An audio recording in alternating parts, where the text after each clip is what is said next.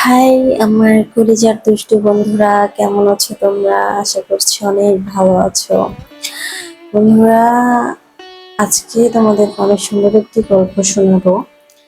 আমার নানা আমাকে কিভাবে মজা দিল এবং আমি আমার নানাকে কিভাবে মজা দিলাম, সেই গল্পটি আজকে তোমাদের সাথে করব।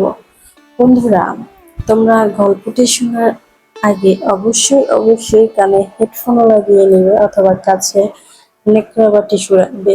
কারণ আমার এই গল্পটা শুনলে তোমাদের অনেক কিছু করতে ইচ্ছে করতে পারে, তোমাদের অনেক কিছু ভিজে যেতে পারে। এই গল্পের ভিতরে এমন কিছু কথা আছে যেগুলো শুনলে তোমাদের অনেক কিছু নষ্ট হয়ে যেতে পারে। সেটার জন্য আমি দায়ী না, সেজন্যই তোমাদেরকে বলছি কাছে অবশ্যই তোমরা টিস্যু রাখবে। বন্ধুরা, বেশি কথা না বলে আমরা মূল ঘটনাতে চলে যাব। আমার দুষ্টু বন্ধুরা সবসময় আমার সাথেই থাকবে আর গল্পটি শুরু থেকে শেষ পর্যন্ত শুনবে। যদি তোমরা টেনে টেনে গল্পটা দেখো, বিশ্বাস করো বন্ধুরা, একটুও মজা পাবে না। গল্পটা শুরু থেকে শেষ পর্যন্ত শুনবে, তাহলে পুরোপুরি 100% তোমরা মজা পাবে। তোমাদের অনেক কিছু বের হতে পারে। তো বন্ধুরা, চলো আমরা গল্পে চলে যাই। আমরা 4 ভাই বোন। আমার আরো 3টা বোন আছে। আমার 3 বোন এবং আমার মা বাবা সবাই একসাথে থাকে। আর আমি আমার নানা নানির সাথে নানার বাড়িতে থাকতাম। কিন্তু কিছুদিন হয়েছে আমার নানি মারা গিয়েছে।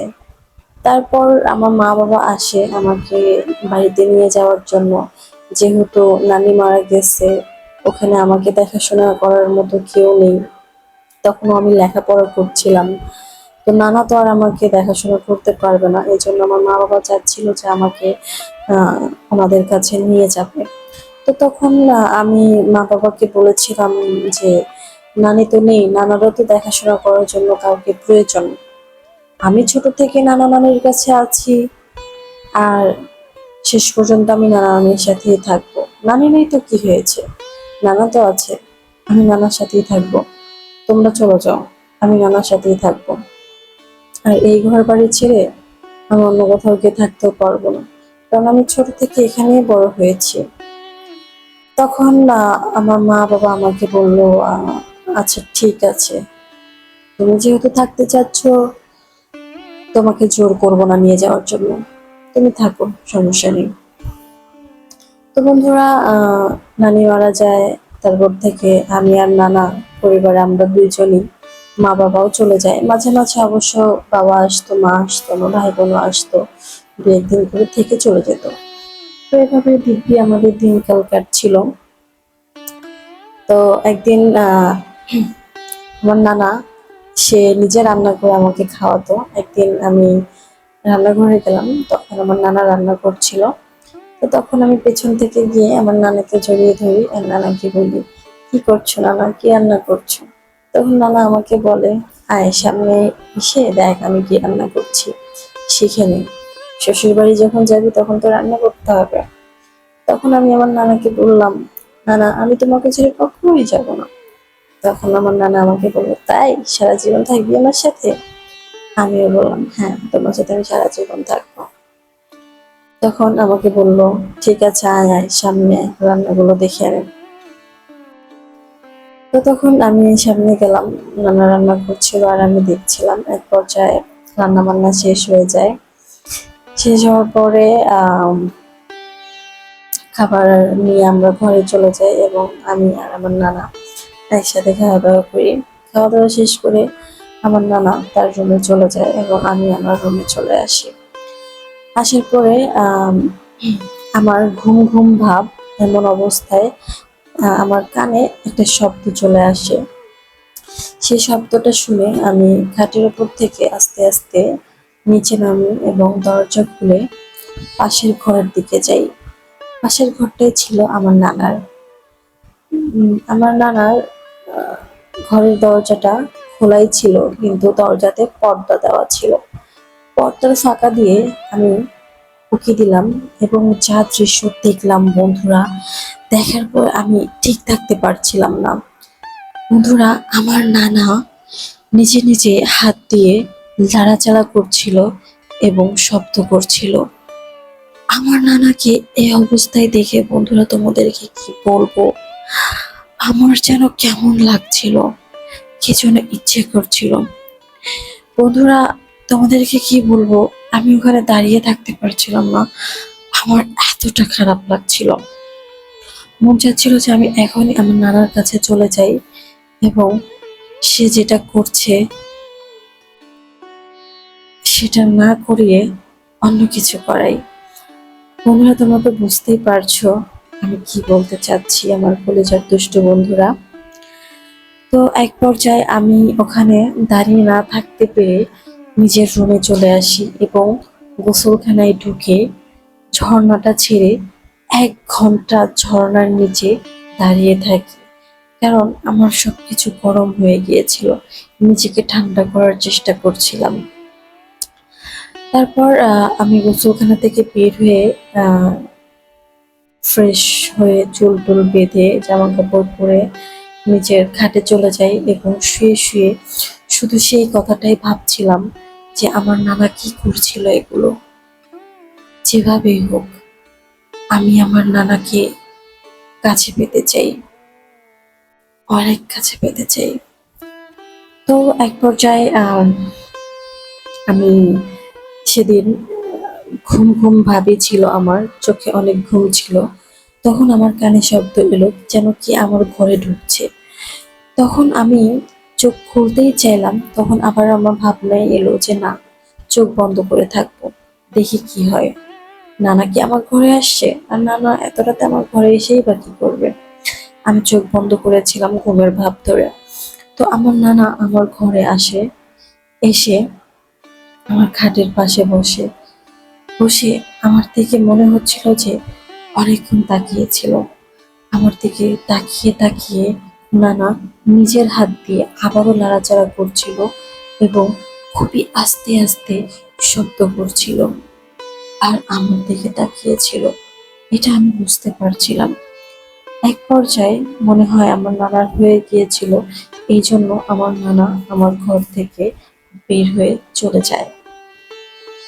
তো তখন আমি বুঝতে পারি যে আমার নানা হয়তোবা আমার প্রতি অনেকটাই দুর্বল, আর আমি ঘুমিয়ে যাওয়ার পরে হয়তোবা আমার নানা প্রতিদিন আমার ঘরে আসে। এতদিন আমি এই জিনিসগুলো লক্ষ্য করিনি, আজকেই লক্ষ্য করলাম, আর সেজন্যই বুঝতে পারলাম। লক্ষ্য না করলে হয়তোবা বুঝতে পারতাম না। তো বন্ধুরা সেদিন রাত সেভাবেই চলে যায়। তারপর আমি সকালে ঘুম থেকে উঠে আমি বাইরে আসি। আর বন্ধুরা আমি প্রতিদিন সকালে উঠে আমার নানাকে গিয়ে শক্ত করে জড়িয়ে ধরতাম। এটা আমার প্রতিদিনের অভ্যাস। তো প্রতিদিনের মতো আজকে আমি নানাকে গিয়ে অনেক শক্ত করে জড়িয়ে ধরি, আর আমার নানাও আমাকে অনেক শক্ত করে জড়িয়ে ধরে। তো আমি প্রতিদিনই জড়িয়ে ধরতাম, হয়তো বা আমার নানা প্রতিদিনই এই ফিলিংস গুলো নিত, কিন্তু আমি এর আগে কখনো এগুলো খেয়াল করি নাই, তাই বুঝতে পারিনি। তো সেদিন আমি বুঝতে পারলাম। আমার নানাকে যখন আমি শক্ত করে জড়িয়ে ধরেছিলাম, আমার নানাও শক্ত করে জড়িয়ে ধরেছিল। এক পর্যায়ে আমি নানাকে ছেড়ে দেওয়ার চেষ্টা করলাম, কিন্তু নানা আমাকে ধরেই ছিল। তারপর এক পর্যায়ে নানাও আমাকে ছেড়ে দেয় এবং আমি সেখান থেকে চলে আসি এবং ফ্রেশ হয়ে স্কুলে চলে যাই। স্কুলে গিয়েও আমি আমার বেঞ্চে বসে বসে শুধু সে কথাই ভাবছিলাম। এক পর্যায়ে সিদ্ধান্ত আমি নিয়ে নিলাম ফাইনালি যে আজকে রাতে আমি আমার নানাকে কাছে পেতে চাই, অনেক কাছে পেতে চাই। তো বন্ধুরা যে ভাবা সেই কাজ। আমি স্কুল ছুটি হয়ে যাওয়ার পরে বাসায় আসি, বাসায় এসে ফ্রেশ হয়ে খাওয়া দাওয়া করি, বিকেলে একটু পড়ি। তো তারপর সন্ধ্যা চলে আসে, সন্ধ্যার পরে রাত। রাতে খাওয়া দাওয়া করে আমি নিজের বিছানায় চলে যাই। তারপর সেদিন আমি ইচ্ছে করে আহ ছোট্ট একটা প্যান্ট পরেছিলাম আর একদমই ছোট একটা গেঞ্জি পরেছিলাম। যদিও সব সময় আমি বাসার ভিতরে থাকলে গেঞ্জি আর ছোট প্যান্ট পরে থাকি, আর সেজন্যই হয়তো বা আমার নানা আমার দিকে তাকিয়ে থাকতো। সবসময় আমার নানা আমার দিকে তাকিয়ে থাকতো, কিন্তু এর আগে কখনো বুঝতে পারিনি যে কেন আমার দিকে তাকিয়ে থাকে। কিন্তু আজকে বুঝতে পারছি যে আমার নানা আমার দিকে কেন তাকিয়ে থাকতো। তো প্রতিদিন যেরকম ড্রেস পরতাম তার থেকে আজকে আরো আরো ছোট ড্রেস পরেছিলাম। ইচ্ছে করে নিজের পেট বের করে রেখেছিলাম, নিজের পা বের করে রেখেছিলাম। আর আমার নানা সেই মুহূর্তে আমার ঘরে চলে আসে, আর আমি ঘুমের ভাব ধরে শুয়েছিলাম। আস্তে আস্তে আমার নানা আমার ঘরে আসে এবং আমার পাশে এসে বসে।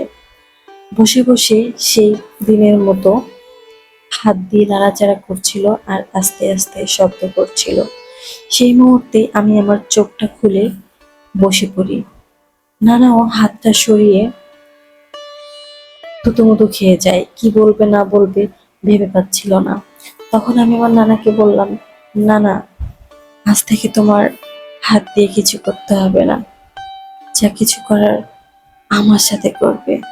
তখন আমার নানা আমাকে বলছিল, কি বলছিস তুই এগুলো? তখন আমি বললাম, হ্যাঁ নানা, ঠিকই বলছি। তারপর আমি আমার নানাকে আস্তে করে ধাক্কা দিয়ে খাটের উপরে শুয়ে ফেলি। শুয়ে তার পাশে গিয়ে আমিও শুয়ে পড়ি।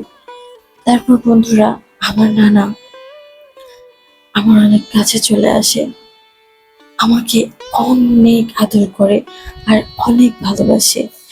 বন্ধুরা, আমার নানাকে দেখে বোঝার কায়দা নেই যে আমার নানা এত ভালো করে মজা দিতে পারে। বন্ধুরা, তোমাদেরকে কি বলবো, আমাকে এমন ভাবে আদর করছিল, এমন ভাবে ভালোবাসছিল, তোমাদেরকে কি বলবো। বাঘ যেমন, ক্ষুধার্ত বাঘ যেমন একটা হরিণ পেলে ছিঁড়ে ছিঁড়ে খায়, ঠিক সেভাবে আমার নানা আমার সাথে মজা নিচ্ছিল। বন্ধুরা, এভাবে প্রায় 4 ঘন্টা কেটে যায়। আমার নানা আমাকে 4 ঘন্টা মজা দেয়। বন্ধুরা, তোমাদেরকে কি বলবো, কথায় আছে না, পুরন চাল ভাতে পারে, ঠিক সেই রকম আমার নানা যে এত মজা দিতে পারে আমি কখনো বুঝতে পারিনি। তো বন্ধুরা, সেরকম সেই রাতটা সেরকম ভাবে কেটে যায় মজা নিতে নিতে। আমি আর আমার নানা একই ঘরে শুয়েছিলাম।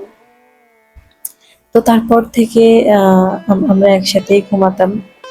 পরের দিন সকালবেলা যখন ঘুম ভাঙলো, তখন আমার নানা আমাকে জড়িয়ে ধরেছিল, তার বুকের সাথে আমার বুকটা মিশেছিল।